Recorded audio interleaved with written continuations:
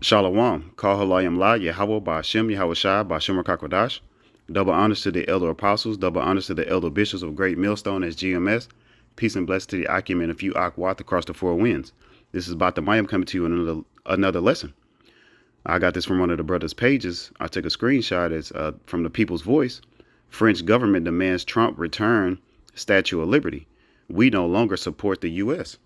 And that's something that the elder apostles and the elder bishops have been prophesying, filtering through the Holy Scriptures, that all of these other heathen nations or America's so-called allies were going to turn their back on them. They're going to gradually start, doing their own side deals, so on and so forth, until what? Until they shoot off ICBM thermonuclear missiles over here. They're going to all team up, and they're going to empty out their armory, and it's going to burn this place up with ICBM thermonuclear fire. It's going to be 200 million nuclear warheads shot over here in Babylon the Great, or the virgin daughter of Babylon, which is America. And that's what we're hastening the day for. But when I first saw this, the first thing I thought about was Indian Giver. We used to say that as a kid, but just a simple Google search, Indian Giver, meaning, just to highlight from the AI overview, someone who gives something and then later demands it back or expects an equivalent return, rooted in historical misunderstandings of indigenous trading practices, which that was Esau, Edom, and the so-called Native Americans and the so-called Seminoles. That's where it pretty much stems from. But hey, you can see it's France, which are the Edomites, self-proclaimed white people. They're wanting, their statue back from what? From more Edomites, which is ruled here in Babylon the Great, or America, or the virgin daughter of Babylon. They want the Statue of Liberty back, which has been a staple here in America. But at the end of the day, this place is going to be burnt up anyway. So it doesn't matter whether the statue is moved or not. The statue is going to be burnt. That statue is not going to go into the kingdom of heaven. That's going to be ruled by Yahweh Shai. Revelation chapter 19, verse 10. And I fell at his feet to worship him. And he said unto me, See thou do it not. I am thy fellow servant and of thy brethren that have the testimony of Yahweh Shai. Worship Yahweh power, for the testimony of Yahweh Shai is the spirit of prophecy. Now, this is John the Revelator and an angel having a conversation, and the angel is revealing that, hey, we're brothers. But the spirit of, having the testimony of Yahweh Shai is the spirit of prophecy, which means to say before. As our elder apostles and the elder bishops been going into, these other nations are going to hate the beast, going to hate this whore, the whore that sit up amongst the beasts, which is, the spearhead is America. They're always doing business, which in the business world, they call it lying in bed, which that's what a whore does. They're all over the world because they can't keep it at home, as you read in the book of Habakkuk. But to prophesy means to say before. So, hey, we're saying before that this place is going to get burnt up. We're saying before that it's going to get burnt up by these so-called allies that America thought that they once had. Revelation chapter 17, verse 16.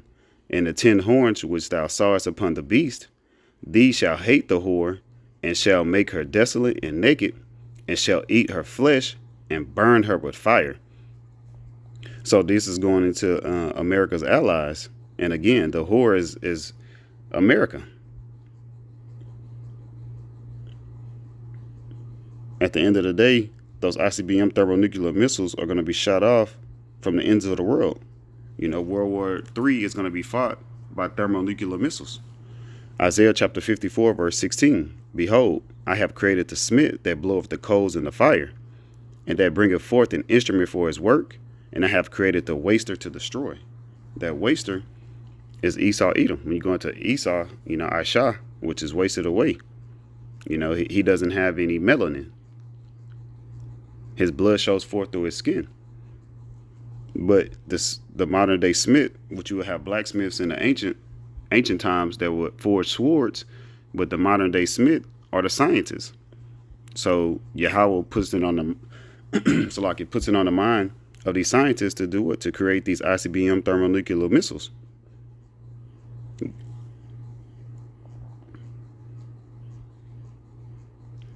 And I mentioned about the armory being emptied out. Jeremiah chapter 50, verse 25.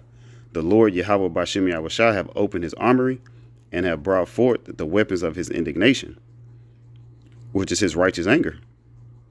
For this is the work of the Lord Yahweh Bashem Yahushua, power of the host in the land of the Chaldeans. So the modern day land of the Chaldeans will be here in America. But the Lord is going to open up the armory, and all of those missiles are going to be shot off.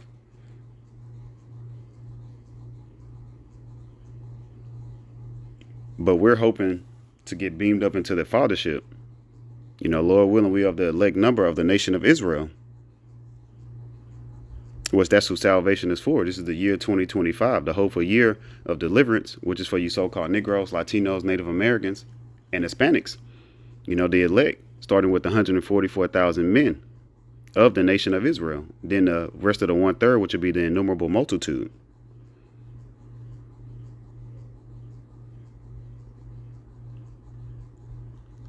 Now, I wanted to go into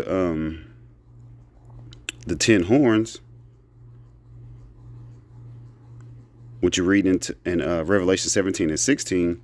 The 10 horns represents the EU, or the EEC, the European Economic Community,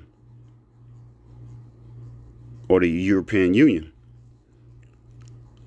So the 10 horns, Belgium, Denmark, Italy, Netherlands, Greece, Spain and Portugal together, England and Ireland, Germany, Luxembourg, and France. So France is a part of the 10 horns, and also France is a part of the 7 heads, which are the 7 major kingdoms that were ruled by Esau Edom.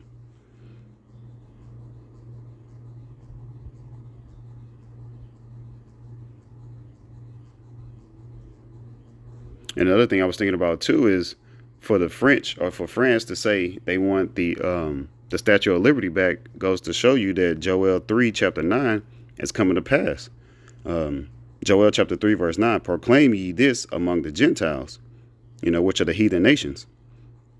Prepare war. You know, we're living right now in the time of war. And you can read that. Matter of fact, let me get it. Ecclesiastes chapter 3 verse 1. To everything there is a season, and a time to every purpose under the heaven. So the Lord Yahweh Bashem Yahushua sets up different seasons, different times for his specific purpose. And right now, that specific purpose is as a time of war. Ecclesiastes chapter 3 verse 8. A time to love and a time to hate. Now, France, you know, used to love the U.S., you know, when the U.S. was helping with military and so on and so forth. You know, there was love, but now it's a time to hate. Now they're starting to hate. That's why they want to return the Statue of Liberty. A time of war and a time of peace. So we're living in a time of war. You know, Proverbs 21 and 1. Let me get that. Because we're not going to have peace until Yahweh sends Yahushua to bring forth World War III, which is going to be the last war fought. Proverbs 21 and 1. The king's heart is in the hand of the Lord Yahweh Bashem Yahushua. As the rivers of water, he turneth it whithersoever he will.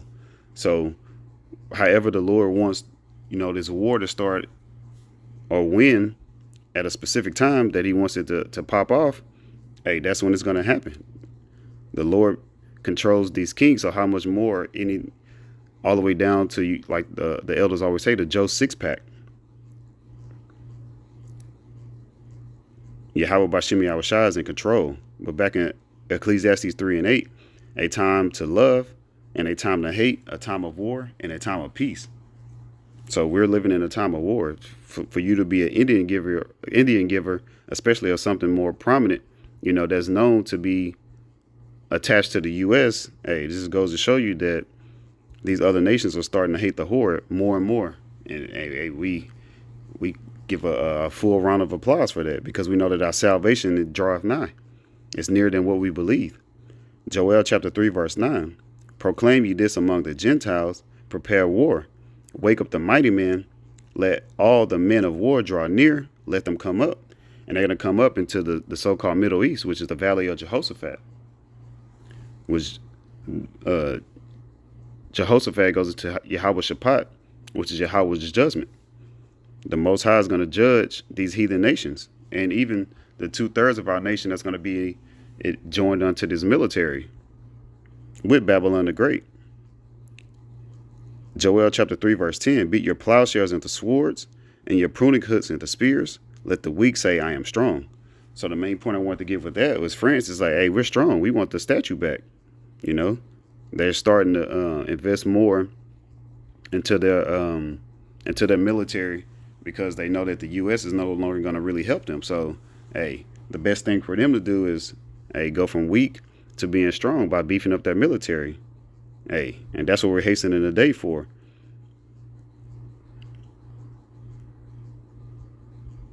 But that's pretty much all that I had on this lesson. Lord willing, this was edifying to the hopeful elect of the nation of Israel. Call Halayim La, Yahweh, Ba'ashem, Yahweh Shai, Ba'ashem Rakakwadash. Double honors to the elder apostles, double honors to the elder bishops with great millstone. Peace and blessings to the Akim and a few Akwat across the four winds. Shalom and a Baba Ball.